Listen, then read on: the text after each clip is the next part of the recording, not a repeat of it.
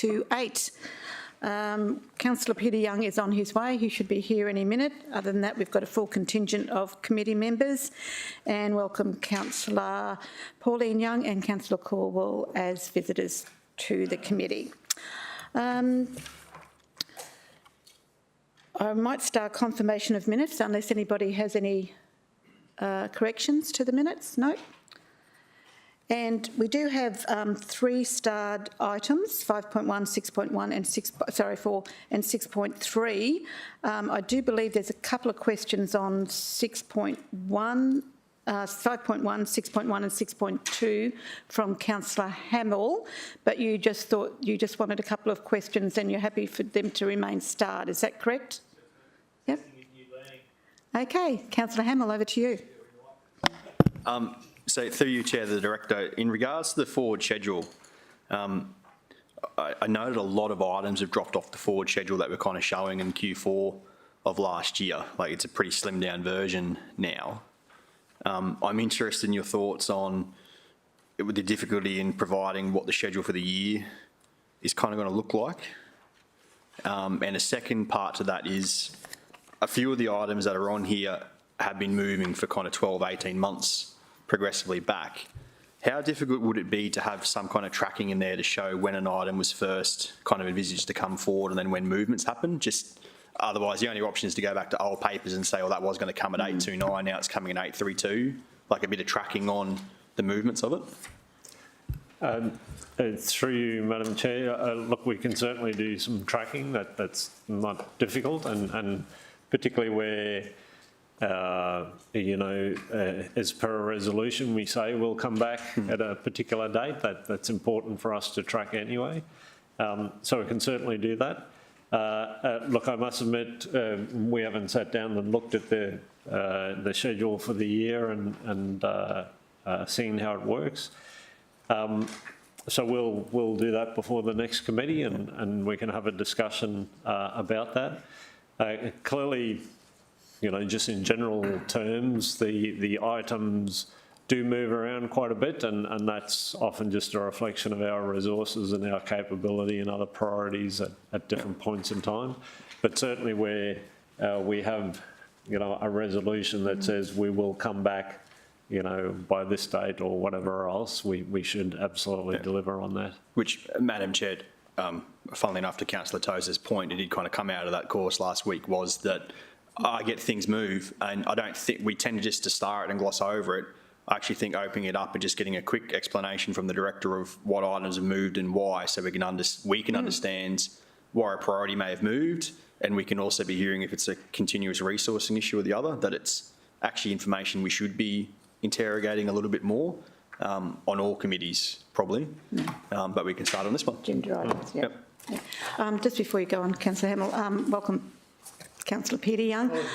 Councillor Hamill has a couple of questions on 6.1 and 6.2 that are starred items at the moment. Did you have any questions? Did anybody want to unstar those items, or no? Because we're going to keep them starred, and Councillor Hamill just has a couple of questions. Councillor Hamill. Thank you, Madam Chair. Director, just on page 32, there's an update on the Northern Stormwater Scheme. I think that information might be a little bit out of date now, so I was just wondering if a more up-to-date bit of detail could be made available. You won't have that information today, but if something could be made available to committee members on where that's at. Certainly I can take that on notice and we can circulate that. Councillor Hamill. Madam Chair, and a point that you touched on before too, but was just looking at page 53 and 54 and page 40 and 41, the water business scorecards. It would be lovely to actually be able to read them. Like, can we have that in a different format next time so we can actually, my young eyes can't even read the detail. And my old eyes didn't have a hope. And Madam Chair, that was all I had. And happy to move the items if you're open for that. Okay, yep. Thank you. Do I have a seconder for the starred items? Councillor McDonald. All those in favour? That's carried. We have one other item and then we have some presentations. So we'll go to 6.4.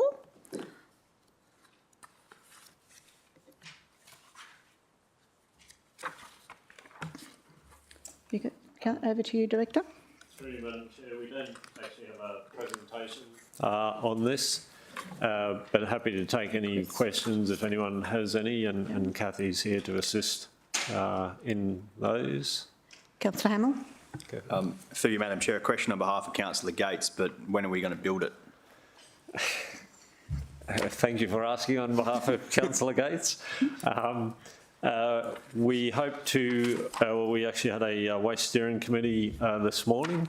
At stage, whatever we want to call it, 1, although it's past stage 1, of the development, which is on the area where the existing green waste pad is. So we're looking to establish a recycle street and a couple of other facilities on that. That's currently being designed and getting approvals. So we hope to start constructing that later this year. But the major project, which this paper really refers to, is obviously a couple of years away, depending on the approvals process, and obviously ultimately relocating the depot to the other side. Yep. So would you envisage that at budget deliberations this year there would be discussion around what financial years this is going to fall in place? Yeah, it will be in our forward works program. It's certainly in the next 4 years. It's just a staged development of that. Very good, thank you. Councillor Caldwell. I feel like the former councillor for that area has also asked that question previously, and notwithstanding where it falls in the budget, it seems to have been bumped out anyway. So we'll just watch out for that. I have a question, Director, or maybe to Kathy. The Slideways go-karting that's currently occupies on one of the sites, has there been any talk about their relocation? Not directly that we've had. We've simply engaged with them about their lease arrangements, and we've had the discussion and shared with them our plans and timeframes. Their current lease, is my understanding, is on a monthly renewal. But, you know, we're obviously trying to give them as much notice as we possibly can. And as I say, I'm not aware that they've got plans or anything else to relocate to another site. Okay, thank you.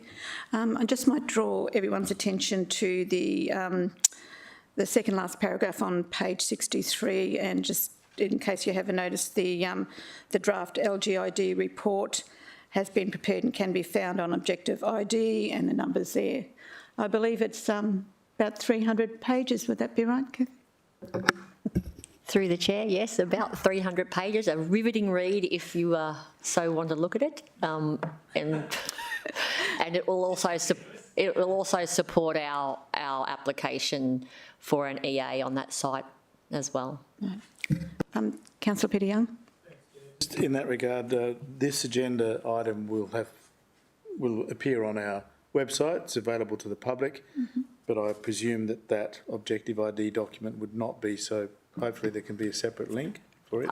Through the chair, as part of the LGID process, we actually have to do community consultation. We have developed a web page specifically for this, which will have a link to this document. Great. Yeah. Would anyone like to move that? Councillor Tozer, and seconded by Councillor Hamill. All those in favour? That's carried. Thank you. We'll go on to our presentations. Presentation on catchment and citizen science grants program. Anna, thank you.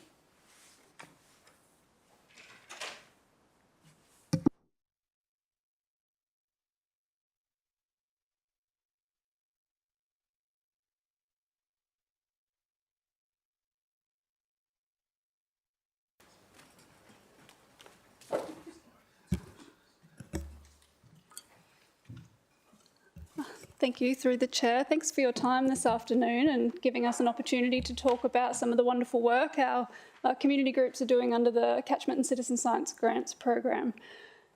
Firstly, before I'd like to start, I'd just like to pay my respects to the traditional custodians upon the land which we meet today, people of the Yugambeh region, and pay my respects to their elders past, present and emerging.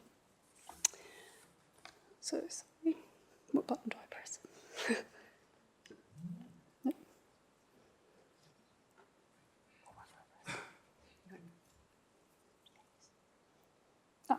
Thank you. Sorry about that. So the Catchment and Citizen Science Grants program really has two main objectives, and that's really to foster community understanding and connection with water catchment health and our water environments. And the second is to encourage community participation in on-ground catchment management actions that actually improve our catchment health within the Gold Coast. And it's a really fantastic way for our community to lead and engage in environmental activities that actually have meaningful impact.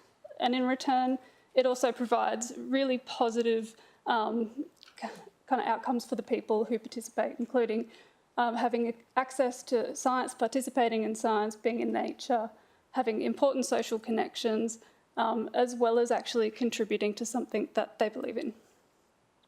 So under the program, there are 4 ways that community groups can participate. The first being citizen science programs, which is by far the most popular, land care type activities, environmental events, and also water-based litter cleanup events. So we've been developing and refining and formalising this program for about the last 5 years, and it now sits fully under the community grants policy and supports a number of actions under both the water strategy and the Our Natural City strategy. And how it works is we have an expression of interest process with applications coming through the City Smarty Grants platform. We have a panel of representatives that assess those applications, and then they're put forward to the GAF committee for endorsement and release of funds. And then we bring back a report to this committee to report on the outcomes of the programs. And that was done, I think, in last November, but we ran out of time to kind of talk a bit more about it, so hence we're here today. So last year's program, we had 9 activities or projects that were supported by the program, delivered by 5 groups. First of them being Ocean Connect with the Sea Slug Survey, Reef Check Australia with reef monitoring of our offshore reefs, Dolphin Research Australia monitoring Indo-Pacific bottlenose dolphins in the Broadwater, and Watergum delivered Platypus Watch, Cane Toad Program, seagrass surveys, water monitoring and Turtle Watch. And then we also had Narangwal, who delivered some riparian restoration and water quality monitoring in the Gooniyba Indigenous Protected Area. So collectively, across those 9 programs delivered by 5 groups, they delivered 737 activities, community events, workshops, had over 29,000 volunteer hours contributed towards these programs, and thousands of community members actively engaged. And I think these numbers are particularly impressive because last year the groups were still experiencing restrictions with COVID. We had the major wet weather events and also ongoing La Nina conditions. So they really just demonstrated their adaptability to get these programs delivered. So let's take a closer look at some of the outcomes from some of those individual programs. And we might start with our less than attractive friend, the cane toad, down there in the bottom right. So this program kind of had humble beginnings here on the Gold Coast, and I think is now just taking Australia by storm, quite frankly. Yeah, you may have seen that they've had coverage recently on ABC. They even had a piece on the project on Channel 10. So this program really is a pest species control program, and it's done through community volunteerism, and Watergum actually host a range of cane toad busting events where you can go out and catch cane toads and remove the adults from the environment. And they've also developed with the University of Queensland these cane toad tadpole traps and lures which actually attract cane toad tadpoles to them, and they can be safely removed from the environment. So it's a really innovative, novel way to tackle this big problem, and it's getting quite the following both here on the Gold Coast and across Australia. So water quality, this is a long-standing program. It provides really important supplementary data for the city's own water environment monitoring program. They look at water quality and also water bugs, which are a really big hit for kids and adults alike. It's a really well-attended program as well. Last year, they completed 222 monitoring activities across the Gold Coast, across 14 water quality sites and 10 water bug sites. So a really massive contribution there as well. Turtle Watch, this one's relatively new and was developed in partnership between Watergum and SeaWorld. And it is about kind of trying to monitor recent turtle nesting activity here on the Gold Coast. As we're getting warmer temperatures, we're starting to see an increase in turtle nesting and hatching activity here on the city. And there was no formal monitoring in place to actually look at that. So this program involves turtle walkers who walk the beaches dawn and dusk looking for evidence of turtle nesting during turtle nesting season, whereby they then mark, monitor and engage with SeaWorld to ensure that those hatchlings are able to have a safe journey to the water. And last year the program oversaw 3 hatchlings. I think it was 2 green turtles and 2 loggerhead and 1 green turtle nesting.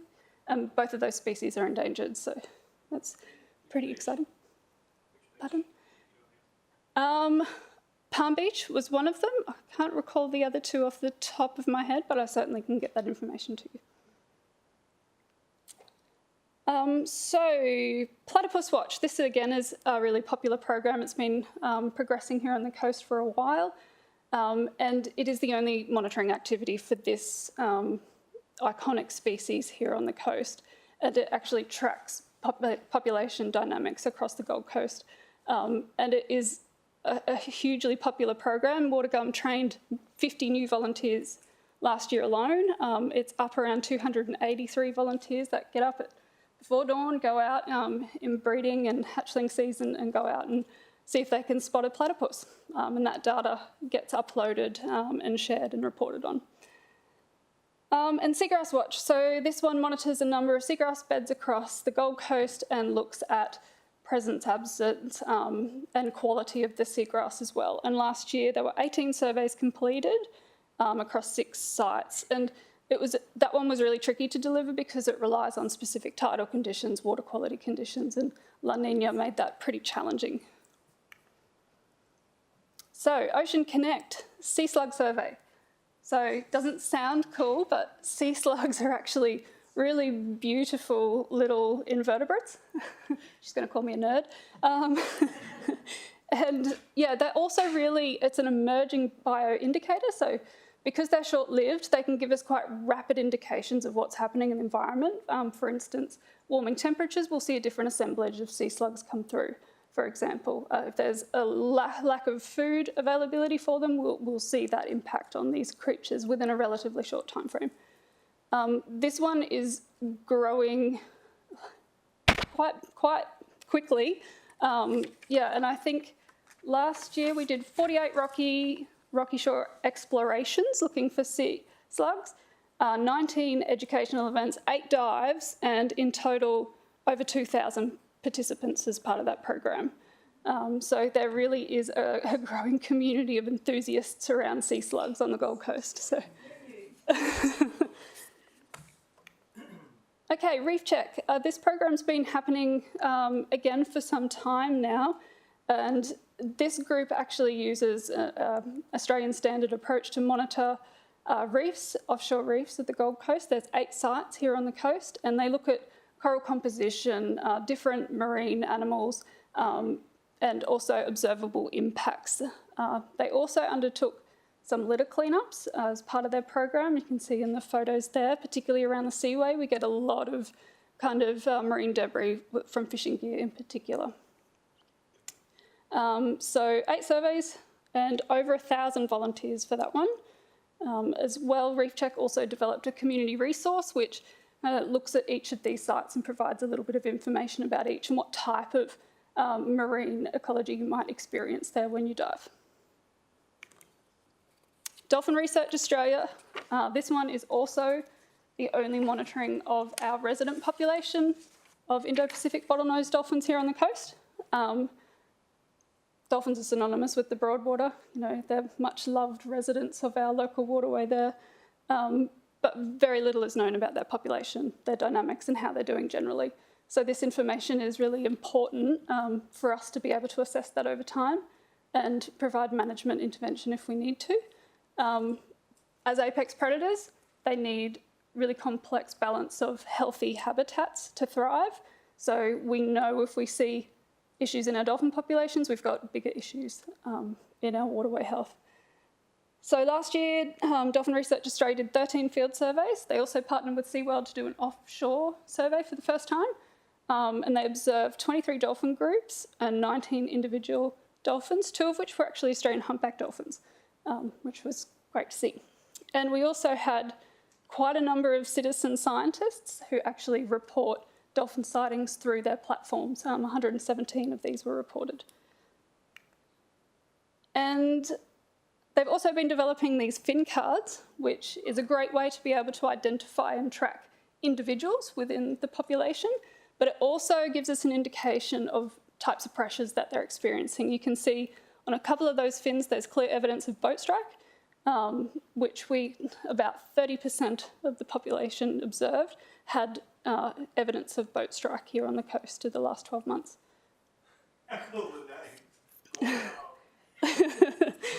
Chopper.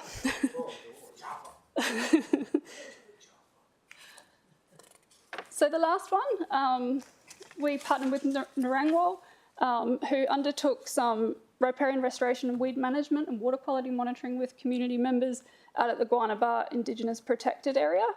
And these guys were really impacted by the wet weather event. They lost access to their site. Their crossing was completely washed out during the event several times. So access became an issue, but they really delivered. They did.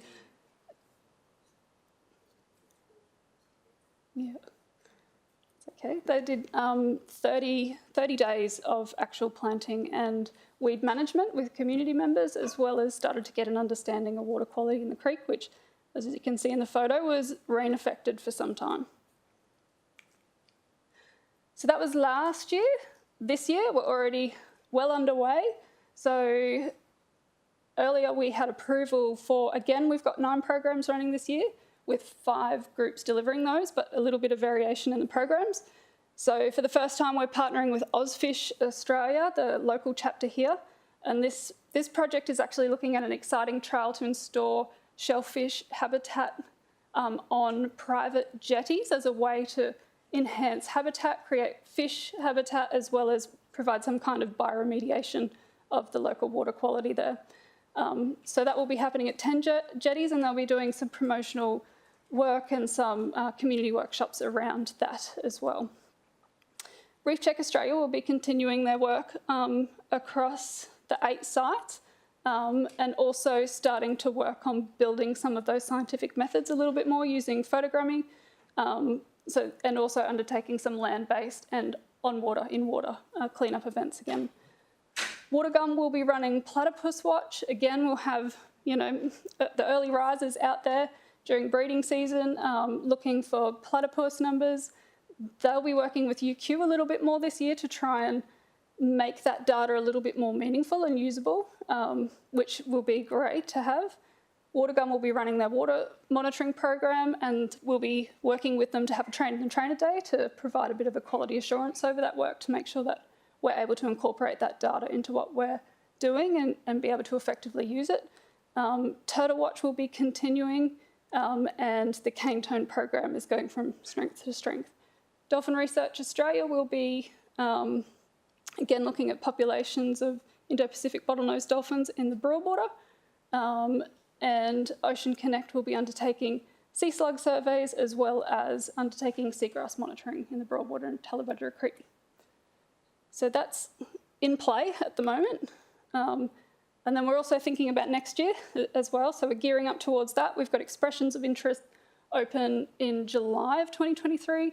Once that submission closes, we'll be assessing applications with a panel, and those recommended groups and programs will go to the GAF committee for approval and with funds provided in October. And then the groups have 12 months to deliver those activities.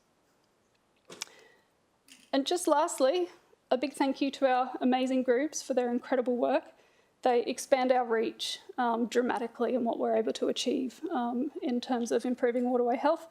And also to the Naturally GC team who help us promote and incorporate those activities into their platforms, which is a really effective way to get the word out there. And lastly, to councillors for supporting this program and for supporting our groups outside of this program as well. We really appreciate it. Thanks. If I can, through you, Chair. Thanks, Anna. That was great. And I just wonder, how many people in your team? 13. Okay, so you 13 manage all of these particular groups. That's quite a lot of people. Not just for this program. So we have one officer assigned to manage this program in Right. particular. Yeah. Okay. So, Just to follow up your question. yeah, so Catchment management. Catchment management. So I'm particularly fond of Watergum and the work that they've done, and I see the escalation in community engagement with those programs in the last couple of years in particular. It's just been dynamic and really great to see. I've had a lot of interest from community lately about cane toad tadpoles and activities that we might do, and so I was wondering about trying to engage with Watergum to see if we might foster some programs in local parks where there are water bodies. Would I do that through you? Through the chair, absolutely, yeah, and also our parks representatives as well. So I think because the cane toad lures have some form of toxicant concern, there's a process we have to work through to enable them to be deployed in public areas. But I don't think that's an insurmountable hurdle if we work with parks on that. Great. Another thing I know that Watergum are doing is about cat's claw creeper in the community, so that's pretty important in the hinterland, where there's a lot of community concern, but also opportunity for engagement. So I've been providing a bit of funding for that and a bit of funding for some of the other stuff they do. So, yeah, really good report and great outcomes. Thanks. Thank you. Yeah. Councillor Tozer, followed by Councillor Hamill. So my question is through you, probably to the Director, Anna. Councillors at times are able to augment the Active and Healthy program or the Naturally GC program with kind of targeted local area works funded activities beyond what is provisioned in our whole of city budget. I've, like Councillor Young, observed some pretty strong engagement, particularly in my area, in different areas, and I wondered whether there's any prohibition or limit on us being able to leverage or augment the catchment program with local area works funding if a reasonable proposal was put to us. Through you, Madam Chair, I'd have to take that on notice. Yep. Obviously, this program, in one sense, is independent, and it's based on submissions from anyone, but then assessed with their alignment with the council's endorsed water strategy. Yes. And outcomes associated with that. Having said that, I think there's clearly always opportunity for different areas and different sources of funding to work together to achieve, enhanced outcomes. But we just have to, if you can leave it with me, check, what's the protocols and how we, navigate that under different circumstances. Yeah, so the model that I think I'm suggesting is not dissimilar to the Naturally GC or the Active and Healthy program. There is a whole of city pool of funding that delivers a core program in both of those areas, and different councillors can utilise local area works to augment that for certain types of programs that are in response to community interest. So I've got a little skate park in my division that's particularly good for learn to skate, and during the school holidays I provide some local area works funding augmenting the whole of city Active and Healthy program to teach little tackers how to skateboard, because I've got the skate park in my division. It really is a local project, it's not really a whole of the city. It probably doesn't make sense for every part of the whole of the city program. Councillor Corbell is always welcome to join our Learn to Skate program, and I don't want to, exclude anyone who might be interested in learning how to use a skateboard well, and Councillor Corbell clearly is in that category.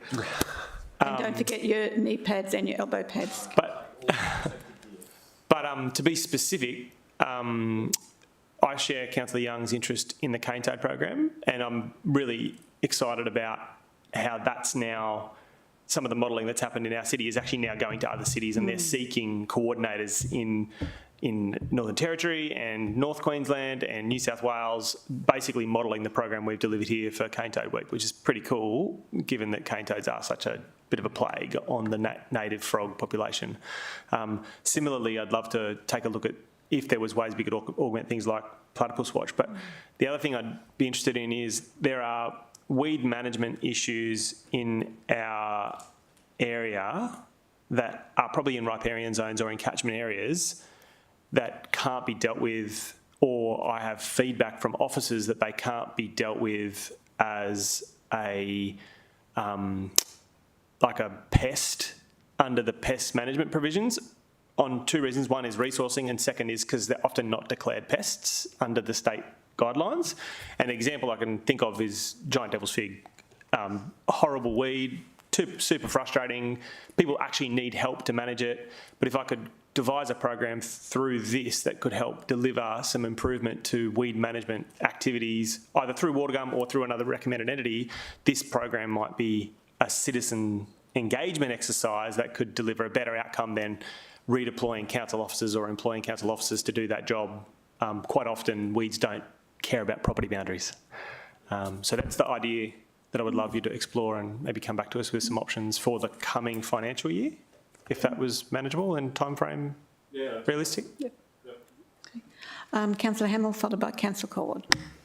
Thank you, Madam Chair. Anna, first of all, thank you for the presentation. Have you presented to committee before? No. No, that's all right. So you did really well for your first time. Congratulations. Could you just clarify for me, and I'm a member of GAF and I should know this, but the $200,000 that was allocated, is that the total amount that's available in that pool? Through the Madam Chair, no, we have up to $240,000 available in the pool each year. It's typically around the 200 that we spend. We did actually not fund 5 programs this year that just didn't quite meet the criteria or just didn't, weren't comparable to the other programs we supported. So, yeah, there is a little bit more scope there. Which is a great segue to my next question, was in that from what you're seeing, and I'm hearing from Councillor Tozer and Councillor Young, who have a lot of these projects in their area and a community that's very interested in this stuff, but are you seeing the capacity of groups to take on more projects growing, or is Watergum kind of at the stretch that they can do at the moment to be able to facilitate these things, or is there other groups coming through that might be able to do other projects in the future? Through Madam Chair, I think Watergum has demonstrated just enormous growth and capability in enhancing, scaling up their programs over the past few years, and I'd have no doubt that they'd be able to continue to grow. And we're also seeing other groups starting to come through. Ocean Connect is getting bigger and getting more momentum. The local chapter of Ozfish is getting more active here on the Gold Coast. So I do see that, yeah, definitely there's more interest and more capacity within this field on the coast. Yeah, sure.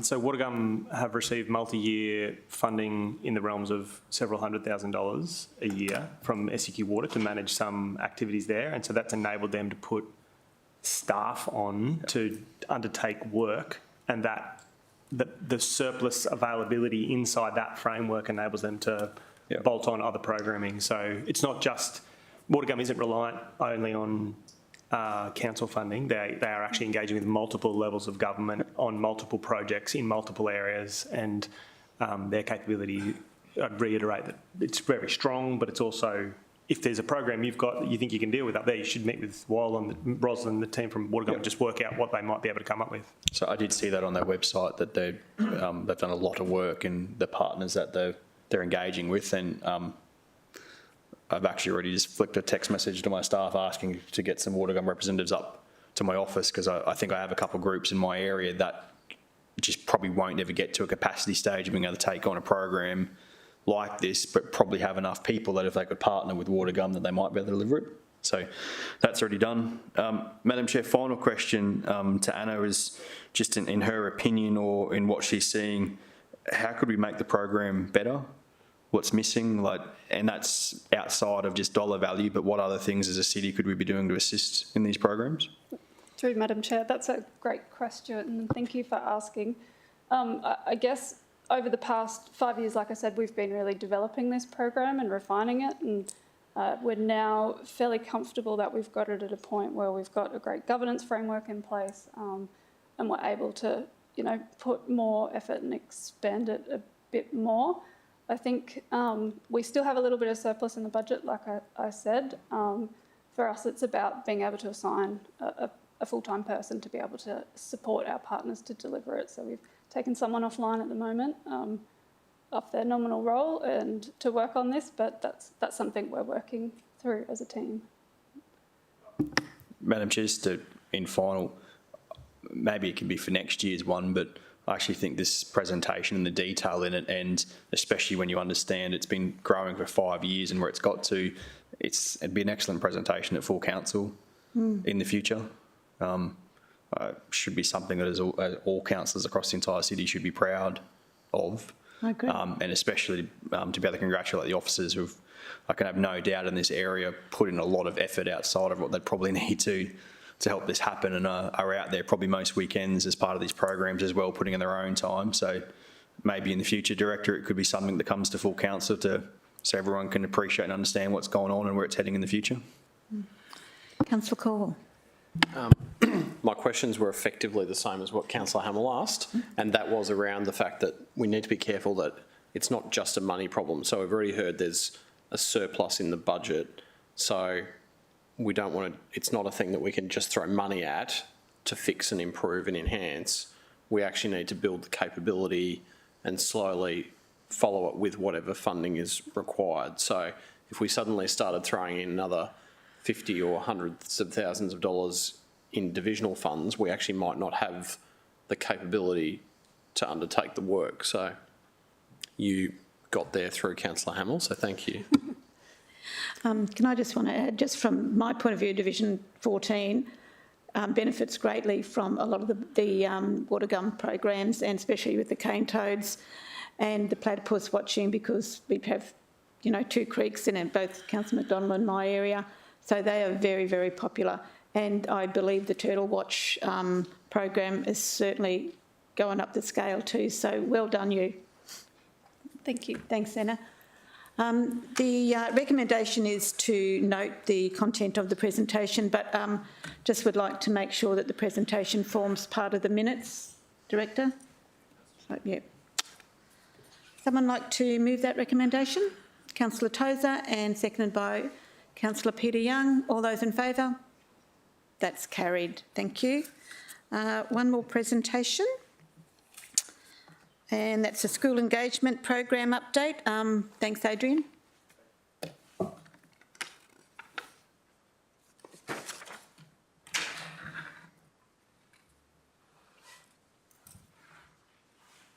Good afternoon. Thank you, everyone. Really hard act to follow. I certainly don't have as many pictures of dolphins or scuba divers to hold attention. What I just wanted to run through quickly today is an update on the school engagement program that we started off as a pilot last year. It was the first year. The schooling, I've got to click over this way. So just a bit of a recap. The engagement program was centred on a partnership with the Eco Marines Foundation. It was a student-led sustainability program. It was focused on waste reduction, recycling, water sensitivity, catchment management, beach stewardship and energy management. So effectively the program was centred around creating ambassadors or supporting ambassadors or Eco Marines within schools to self-lead programs that focus on environmental leadership and influence others to do the same. The partnership with Eco Marines Foundation provided the nominated schools with kits and challenges and support and mentorship to develop programs within the school and within the community to affect those outcomes, but also related to the water and waste strategic outcomes. So last year, there was 12 students participating who are on the screen there, and there was a variety and a mixed results and mixed activity, and there was some big successes, but there were some learnings from the program that we seek to carry into a second year of the pilot program.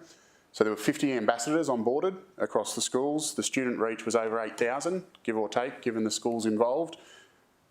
Teachers had a survey at the end of it. 90% of teachers involved agreed that they'd saw a demonstrable increase in confidence and leadership from those student ambassadors, and 67% of teachers' surveys believed that the student-led initiatives influenced other people's lives and broadly speaking in the community, taking care of the environment, which is the aim of the program, to start student-led environmental leadership. In terms of some of the student achievements, most of the schools involved heavily focused on litter reduction and recycling initiatives because they're visible, easy, and they're easy to lead, particularly in the primary schools. There was two key schools that I've provided some examples for up there. The Miami State School, which Madam Chair attended and was a part of, started a Rubbish Warriors weekly cleanup program, community rubbish pickups, and I think the community rubbish pickups are quite important because it takes it beyond the school gate. A lot of the programs are inwardly focused. They completed with Containers for Change, raising money to spend on the school and further develop their initiatives, and they conducted multiple litter audits. Josiah College, they initiated paper recycling in the college. They completed a school-wide competition to decorate a paper recycling box, cultivated a worm farm, and also one of the kits that are provided for a challenge is Care for Country and Care for Culture. So they were looking at gardening initiatives at Josiah College and also composting initiatives which meet all of those strategic objectives. I think one of the key pieces of feedback, particularly with Josiah, that we got was around the student leadership element. Their ambassadors were 4 students who live with autism spectrum disorder, and that brings its own challenges. And at the end of your event, they were able to present to their school and their peers and leadership, and it showed a really good stewardship for the environment and what leadership is and what we're trying to achieve. In terms of some learnings from 2022, it was the first year of the pilot of the program. It was the first year we'd partnered with Eco Marines. So some of the startup of the school and the mentoring programs were affected by COVID restrictions and getting into the schools and delays. What that led to is a bit of, not a shaky start, but an opportunity for us to better define the program goals and achievements with each school in partnership with Eco Marines. Milestone tracking. So with the partnership, we were expecting some more data and some more tangible results around the impact of the program, what it did in terms of litter reduction, water conservation, energy savings. There was an opportunity there to sort of more clearly outline that with the schools and particularly Eco Marines, but that's a known discussion that we've been having. And event participation. So the 2 ambassador events and the WAVE events are based in Brisbane. So there's some logistical challenges with teachers, their full schedules, cost and those sorts of issues. So at the moment where we're at, we are extending this program into Year 2. So that's this year. We've been out with expressions of interest late last year and early this year. What we're planning to do and what we've discussed with Eco Marines is increased support, increased engagement with the school. So what this means is getting in early with the mentor programs, looking for concerns to be addressed, understanding with the school what the intent of the program is and setting a memorandum of understanding with both schools and Eco Marines to encourage that participation and create an expectation of what the outcomes will look like.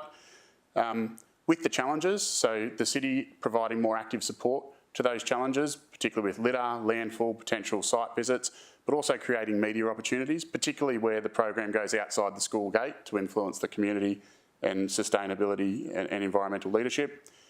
We're looking for an increase in events for maximum community reach. We're actively working on a Gold Coast-based end-of-year event, but beyond that, trying to link into city events like National Recycling Week, National Water Week, to leverage and increase the effectiveness of the program. The provision of a shared bus, so if budget allows, and there is some budget in the program, talking with schools and Eco Marines to do a coordinated bus and the city funding that out of this program. Interestingly, the state government is also funding the Queensland expansion of Eco Marines. So what that will hopefully have the intended effect on is to make it more geographically decentralised. So regions in the Gold Coast it will become more normal that there's an arrangement to have local-based events. So we're pretty keen to follow that through and excited to see where it lands. In terms of the cohort to date, just by way of update, I've highlighted 2 schools up there, but a late highlight was Park Lake State School. Oh, sorry, not Park Lake State School. The 2 highlighted schools are new schools to the program. The remaining schools are existing schools that have signed up again for this year. Of those schools, I believe, and I don't have the name of the schools, I do apologise, I can put it out afterwards. There's a further 4 schools that have expressed interest and we're just finalising the EOI process. So we're aiming to start mentor meetings with Eco Marines and these schools and have memorandum of understanding finalised by mid-March to set the program up for success this year and hopefully get more detailed data, like Anna had, around the efficacy of the program in this second year pilot. So the real purpose of today is to provide you an update on what we said that we were doing last year and how it's looking for next year. And I'll pause there for any questions. Thank you. Thanks, Adrian. A couple of years ago or more, Park Lake State School Eco Marines approached me, or the teacher approached me to see if I could help fund bus services for them to get to the programs, and at the time it's proved impossible. So I just wonder if there's consideration for that, if there's some scope for that sort of support, because they're part of it, they want to be an active part, but they're unable to be really committed. Through you, Madam Chair, we're actively looking at how we can do that equitably across the whole school population, whether it be one bus funded by the city to get up to Tangalooma, there's a ferry. The other limb of that which is our preferred option, which we're working with the Eco Marine Foundation, is to do more Gold Coast-based events, so it's not such a time impost and it's local sustainability issues. So we'll update you on that as we go through the mentoring meetings. But if we can, we will be funding a bus. Thanks, Chair. Councillor Caldwell, followed by Councillor Tozer. Sorry, Adrian, I'm just a little bit unclear because I haven't had any exposure to this program. Is Eco Marine its own entity and we're funding into that entity? Correct. Or is there a separate thing called School Engagement Program that we run? Through you, Madam Chair, we label this as our school engagement program for water and waste. The current activity is a partnership with Eco Marines. They are a separate entity. They're a charitable foundation focused on behaviour change and environmental leadership for children. We pay an amount per school to subscribe to and access their program to promote more Gold Coast school involvement in their program. Okay.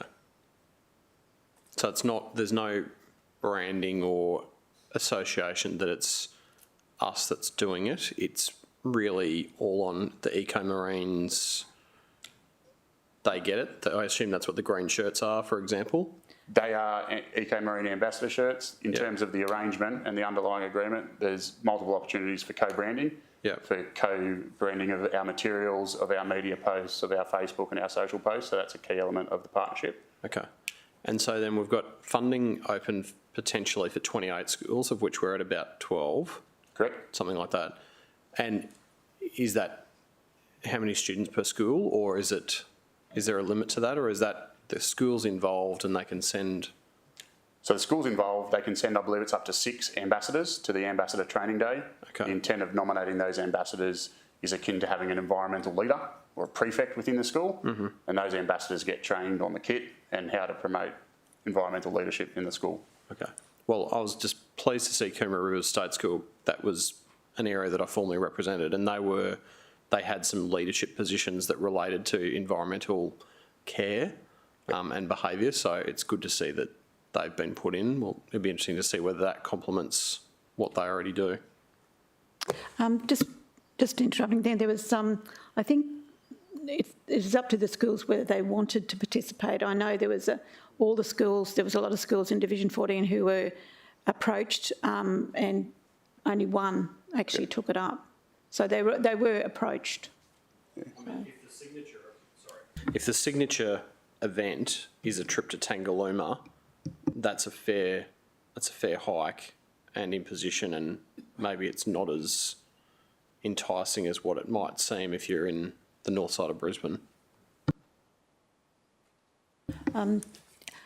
And I just say I did go to Miami State School. They actually had completed a litter audit, and they were separating recycled material into other material. And can I tell you, they all knew more than I did.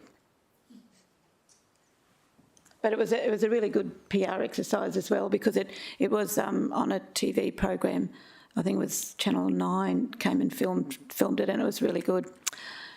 Councillor Tozer. So my questions actually relate to some of the stuff that Councillor Caldwell kind of mentioned. I've got 9 primary schools in my area, and all of them have their own kind of environmental program of sorts. What's been the biggest resistance? Like, what are schools saying that is effectively preventing them from partnering with us on this program with the programs they're already running? So some of this would be anecdotal and subjective, but the Brisbane-based of the location for the Ambassador Day and the end of year event is definitely there. The other element is teacher availability and support for the program. Yes. So if you've got an existing environmental leadership program, the question is, what can this add? And that's sort of partly the challenge to explain that to the schools around. It takes some of that burden away, the challenge kits, the idea generation, and the mentoring support from Eco Marines Yes. doesn't wholly replace the teacher-led initiative, but it provides that backup so they're not planning materials that's at their fingertips. Is there other programs run by entities other than Eco Marines that multiple schools you've come across are utilising? Through you, Madam Chair, no, and not to the breadth of the breadth that this hits across waste, water, energy, catchment stewardship and culture and country. Cool. And when we are engaging with these schools, is it just an officer like yourself from Water and Waste that's writing to them, or have we engaged with some of these schools through counsellors? Last year, we provided a briefing note to councillors to promote the program. It's a co-branded email from City of Gold Coast and Eco Marines Foundation that outlines the nature of the program. All right. And we fund it on a financial year by financial year basis, and the schools probably are setting their programs possibly in September, October for the following calendar year. Did we find that when we went out having funded the program that they were already kind of, oh, this is too late? Is there a timing issue is the question? Through you, Madam Chair, I don't believe there's a timing issue. It's quite the opposite. Our experience was that when we went late in the year for expressions of interest, they weren't ready to hear from us. So we've gone early this year with a formal email. In terms of the funding element, the timing issue of the funding and the approval, it's in the budget from last year for this year and was in the previous budget for this year. So I don't believe it's a timing issue in terms of school subscription and take-up. We did quite a large blitz to all of the schools across the Gold Coast, and I think it may rest more on the nature of where the events are and also teacher availability to support the program. Okay, so is there anything stopping me as a councillor from taking the letter you've done and writing, because in my division I've got 9 primary schools, all who have just had their leadership ceremonies. Like they've all just had they've appointed their school prefects, they've had a bit of ceremony, it's all very exciting. There's an environmental committee inside each of the primary schools. Is there anything stopping me from taking your letter and actually writing to either the school captain or the environmental committee inside each of my primary schools with that information? There's nothing. Through you, Madam Chair, no, I would say there's nothing stopping you from doing that. What's that? No, yeah, I mean, because what's happening right now is these student leadership councils are all trying to come up with ideas of what to do to make themselves functional, and I think that right now might be a really good time for councillors to write to them saying, hey, this is a program we've got, and actually rather than writing to the teachers, writing to the students saying, hey, this is a program you can get behind, this is we're funding it on behalf of, so there's no cost impost to you, and then let us know if you're interested. Can you provide us a note again, like in the next couple of weeks about that? Would that be doable? Through you, Madam Chair, no hesitation, we can do that. Great. For you. Awesome. Thank you. Thanks, Adrian. Any more questions of Adrian? No? You're off the hook, Adrian. Thank you. The recommendation there, again, to note the content of the presentation. That's moved by Councillor Peter Young and seconded by Councillor Tozer, and that presentation will form part of the minutes. All those in favour? That's carried. Thank you. That's all of our items. Now we'll open up for general business, and I believe Councillor Corwell has some discussion. Thanks, Madam Chair. So it's come to my attention from a couple of local residents who run businesses that council is required to do some essential repair and improvement works at the Mollendina green waste facility. The decision that's been taken, as I understand it, is that that facility is now closed to commercial waste operators, and they've been diverted to Reedy Creek or Stapleton. I've spoken with Kathy in whatever position Kathy holds, and she was hoping we might be able to move into close just to talk about what some options might be. The potential reason for close being that there's some financial implications involved in whatever course of action we might take. So Okay, I'm prepared I'm not a member of the committee, so I'm prepared to move us into close, and that's seconded by Councillor Hamill. All those in favour? That's carried.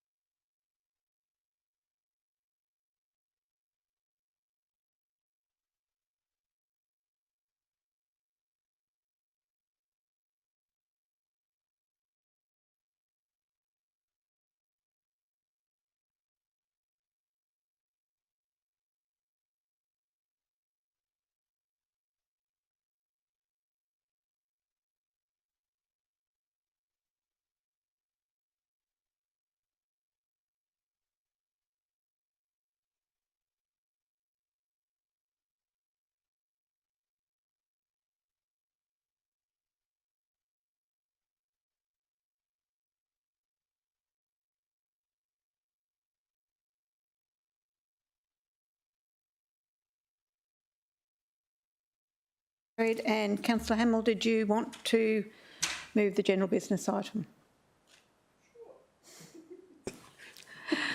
Who would like to second the general? And councillor Tozer would like to second that. All those in favour? And that's carried. Well done. Well played, councillor Paul. Oh dear, I have to pass this on. Oh, councillor Gates.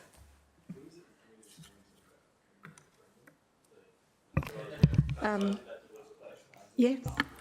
Councillor Tozer. I noticed that the Mudgeeraba Waste and Recycling Centre, when you search for it on Google now, it's got permanently closed, which is really cool. That whoever is in charge of checking all that up has updated that. But the words Mudgeeraba Transfer Station can still be searched for, and it identifies it on the map. And I wondered if we'd use both terms when whoever is the awesome person who manages Google searches and or directory entries can. It might be case. I thought it might be, but my request is that at the moment, Mudgeeraba Waste and Recycling Centre, you search for it, it says permanently closed, which is great. Mudgeeraba Transfer Station still appears on the map, and next Monday we're commencing the demolition of that site in order to prepare for the cemetery expansion project. So it would be really good and timely if those responsible for waste and recycling centres and transfer stations would just able to update both of those entries if it's possible, just so people don't get confused and are very aware of the changes in Mudgeeraba. Okay. Any other general business, committee? No? I declare the meeting closed at 2:25. Thank you.